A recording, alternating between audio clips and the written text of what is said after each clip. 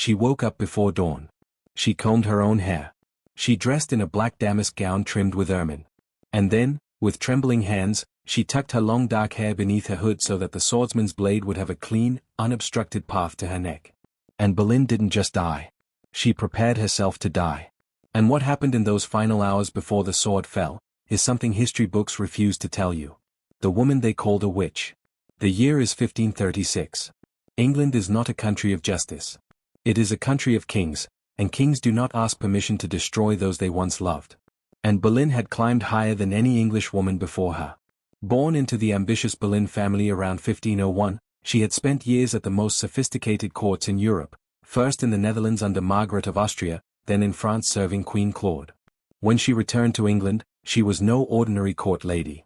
She spoke French fluently. She carried herself like royalty. She had wit sharp enough to cut glass, and dark eyes that could hold a man's gaze until he forgot his own name.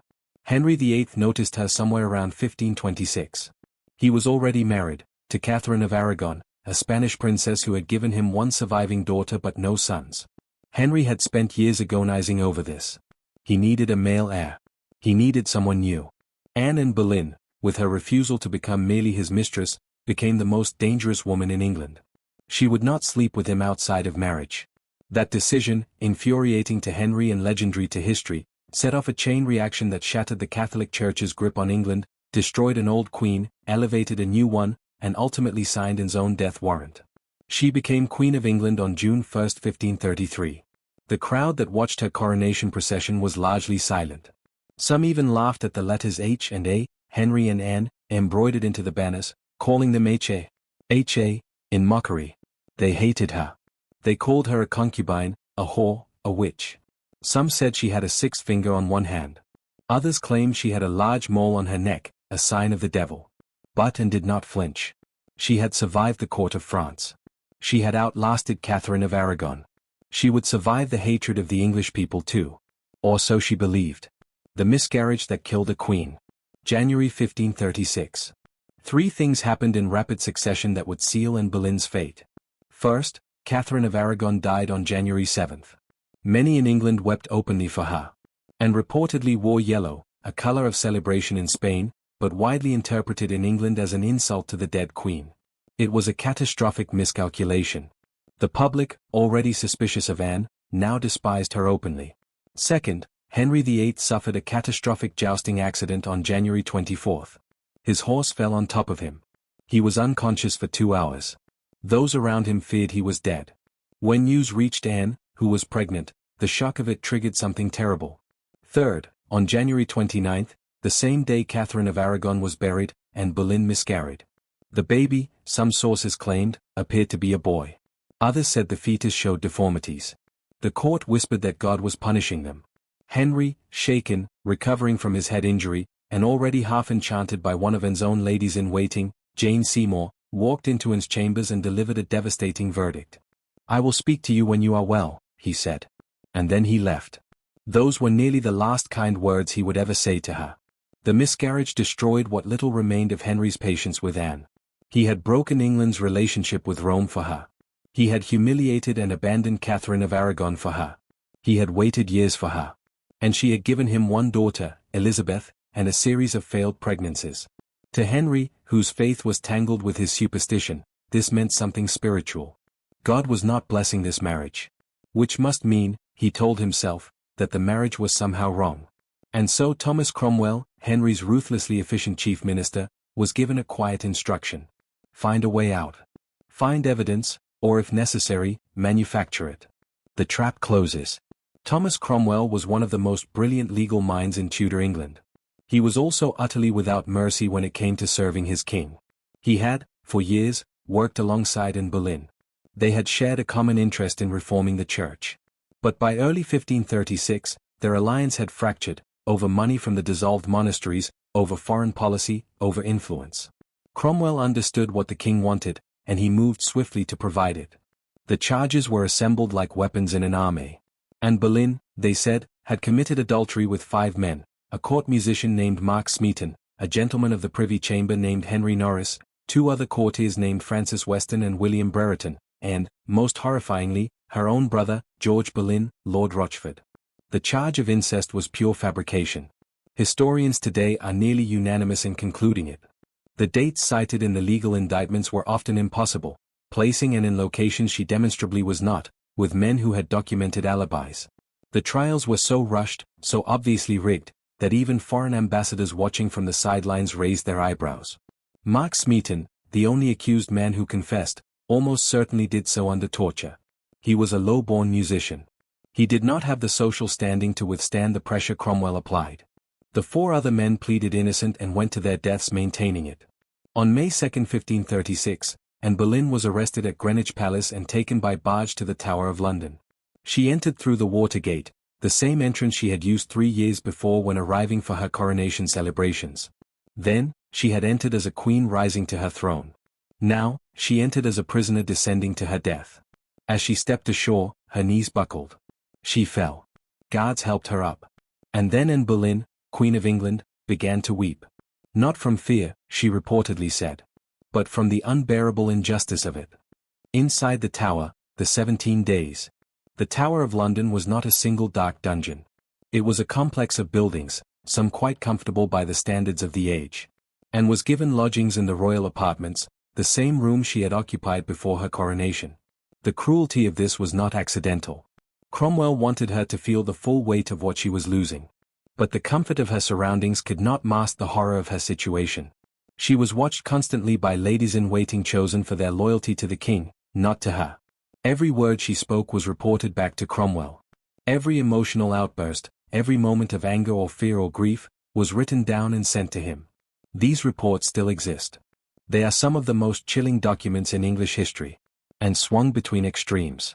One moment she laughed, sometimes hysterically, about her situation.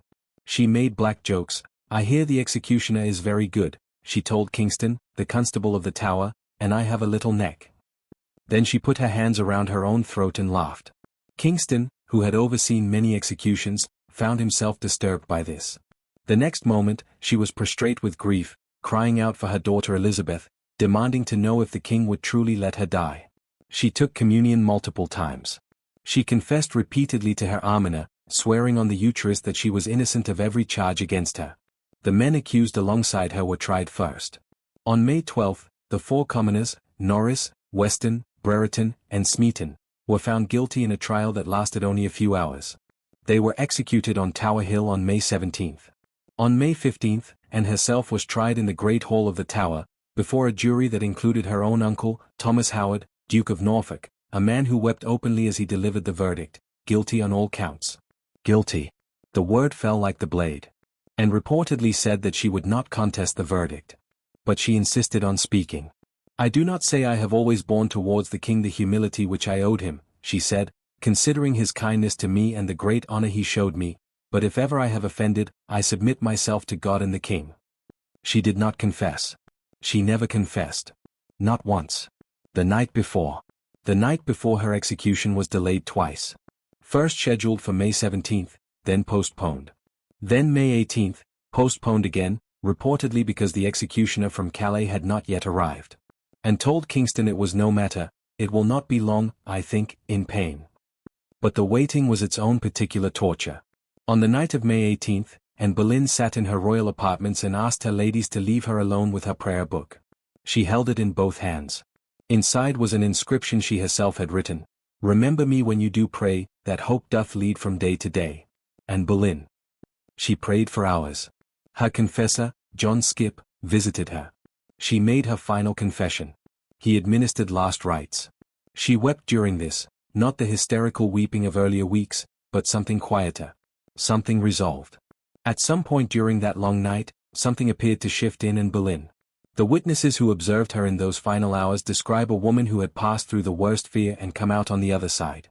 She arranged her own clothing for the morning. She selected a black damask gown. She chose a red petticoat underneath, red, perhaps because it was the color of martyrdom in Catholic tradition, or perhaps simply because it was her preference. She instructed her ladies on how to arrange her headdress so that her neck would be fully exposed. She was not preparing for death. She was managing it. She reportedly told her ladies, "Do not weep. I have made my peace with God. I do not fear what comes next. I fear only for my daughter." Elizabeth, barely 3 years old, had already been declared illegitimate by Act of Parliament. She would grow up without a mother, under the shadow of her mother's supposed crimes. And knew this. And it was, by every account, the only thing that truly broke her. The morning of May 19, 1536. Dawn came cold and bright to London on Friday, May 19, 1536. At 8 o'clock in the morning, Anne Boleyn was dressed and ready. She stepped out of her chambers with composure that reportedly astonished every person who saw her. One eyewitness wrote that she appeared as gay as if she were not going to die. A Portuguese witness described her face as radiant, more beautiful than ever. Kingston, a man not given to sentimentality, wrote to Cromwell simply that she walked to the scaffold with a goodly countenance. The scaffold had been erected on Tower Green, within the walls of the Tower, deliberately private. This was unprecedented. English queens were not executed at public venues like Tower Hill or Tyburn. The authorities wanted to control the scene, limit the witnesses, prevent public sympathy. Approximately 1,000 people were allowed inside the Tower walls, mostly nobles, officials, and Tower staff. And walked across the courtyard. She carried a small prayer book. She looked at the crowd. Several of her ladies were weeping. She reportedly touched their hands as she passed and told them not to cry. She mounted the scaffold steps. She turned to face the gathered crowd. And then, carefully, precisely, she gave her final speech. It was short. It was measured. It was masterful. Good Christian people, she began, her voice clear and steady, I have not come here to preach a sermon. I have come here to die. For according to the law and by the law I am judged to die, and therefore I will speak nothing against it. I am come hither to accuse no man, nor to speak anything of that whereof I am accused and condemned to die. But I pray God save the king and send him long to reign over you, for a gentler nor a more merciful prince was there never. A murmur ran through the crowd. Some witnesses later wrote that they wept openly at these words, not because they believed Henry VIII was merciful, but because they understood exactly what Anne was doing. She was protecting her daughter. Every word was chosen to leave Elizabeth's path as clear as possible. An innocent mother's dying gift to a 3-year-old child. And then removed her headdress herself, tucking her dark hair beneath a smaller cap. She knelt. Her ladies removed her outer gown. One of them tied a blindfold around her eyes, Anne's hands reportedly trembled when this was done, the only visible sign of fear. She began to pray aloud. Her lips moved continuously. O Lord, have mercy on me, to God I commend my soul. To Jesus Christ I commend my soul. Lord Jesu receive my soul. The French swordsman had concealed his sword beneath the straw on the scaffold. He approached silently. He had been trained to use distraction. He reportedly called out to an assistant for his sword, causing Anne to turn her head slightly, and in that moment of confusion, he struck. The blade took her head in a single clean stroke. It was over in less than a second. The sickening aftermath. What happened after Anne Boleyn's head fell to the scaffold floor is one of the most disturbing and under-discussed chapters of this story. There was no coffin. No one had prepared a proper coffin for the Queen of England. This was either a catastrophic oversight or, as some historians believe, a deliberate act of contempt. Her body lay on the scaffold in the May morning while Tower officials scrambled. Eventually, an old arrow chest, a long box used for storing arrows, was brought up from the Tower stores. Anne Boleyn's body was placed in it. Her head was wrapped separately. The improvised coffin was carried across Tower Green to the chapel of St. Peter ad Vincula, the small church within the Tower walls. She was buried beneath the altar, in an unmarked grave, without ceremony. No funeral rites. No procession. No public mourning. The woman who had been Queen of England for 3 years was put into the ground like refuse. Her ladies were dismissed from service within hours. The black gowns they wore, also hasty, some reportedly ill-fitted because there had been no time to properly tailor mourning clothes, were the only concession to decorum. Meanwhile, Henry VIII spent the morning of May 19, the same morning his wife's head left her shoulders, at his palace at York Place. He went hunting. By some accounts, he was playing tennis. When a cannon shot from the Tower confirmed the execution was complete, he reportedly sent for Jane Seymour immediately. 11 days later, 11 days, Henry VIII married Jane Seymour. The 5 men who had been executed on Anne's behalf, George Boleyn, Henry Norris, Francis Weston, William Brereton, and Mark Smeaton, none of them received so much as a formal apology from the Crown. Their families bore the stigma for years. Anne's daughter Elizabeth? She was 3 years old, declared illegitimate, her mother condemned as a traitor and adulteress. Elizabeth would not even speak of her mother publicly for years. The name Anne Boleyn became, for a time, something to be whispered. The trial of history. The verdict of history has been far kinder to Anne Boleyn than the verdict of her husband's rigged court. Modern historians who have examined the original documents of the trial, the indictments, the dates, the witness statements, are nearly unanimous. The charges were fabricated. The adultery never happened. The incest with her brother almost certainly never happened. The conspiracy to murder the king was pure invention. Dates in the indictments placed and committing adultery at locations she demonstrably was not. In one instance, the alleged encounter was said to have occurred while Anne was still recovering from childbirth. The legal impossibilities are not subtle, they are glaringly, obviously wrong. Which suggests that Cromwell moved so fast, was so confident the outcome was predetermined, that he didn't even bother to check the calendar. What emerges from serious historical study is not a story of a guilty queen getting her comeuppance. It is a story of a powerful man, Henry VIII, who wanted to be free of a woman he had grown tired of, and who had around him ministers skilled enough and ruthless enough to make that happen. And Boleyn was not perfect. She was proud, politically ambitious, sharp-tongued in ways that made enemies easily. She was involved in the downfall of Thomas More and Bishop John Fisher, men who died rather than recognize her as queen. Her hands were not entirely clean. But she did not commit adultery. She did not commit incest. She did not plot to murder the king. She was executed for failing to be what Henry needed her to be, a mother of sons, and for having enemies skilled enough to weaponize that failure. The daughter who changed everything.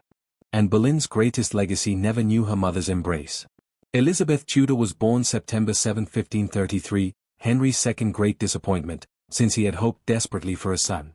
As a child she was surrounded by the wreckage of her mother's destruction. She was 3 when Anne was executed. She grew up in a court that treated her as illegitimate, inconvenient, dangerous. But Elizabeth was her mother's daughter in ways that went far deeper than appearance. She had the same fierce intelligence, the same political instinct, the same ability to read a room and adapt to survive. She learned, through decades of danger under Edward VI, through the terrifying years under her Catholic sister Mary I, how to wait, how to endure, and how to strike at precisely the right moment. When Elizabeth became Queen of England in 1558, at 25 years old, the daughter of the woman who died in a makeshift arrow chest began one of the greatest reigns in human history. 44 years. The defeat of the Spanish Armada. Shakespeare. Drake. An empire beginning to breathe. The Elizabethan Golden Age. Elizabeth never publicly mourned her mother. She could not afford to. Anne Boleyn's name remained politically dangerous even decades after the execution. But Elizabeth wore a locket ring that, when opened, contained 2 miniature portraits, one of herself, and one of a dark-eyed woman historians believed to be Anne Boleyn. She wore it until the day she died. A mother and daughter, separated by a sword, connected by a ring. Connected by courage. Connected by the terrifying refusal to disappear. What Anne Boleyn's death means today.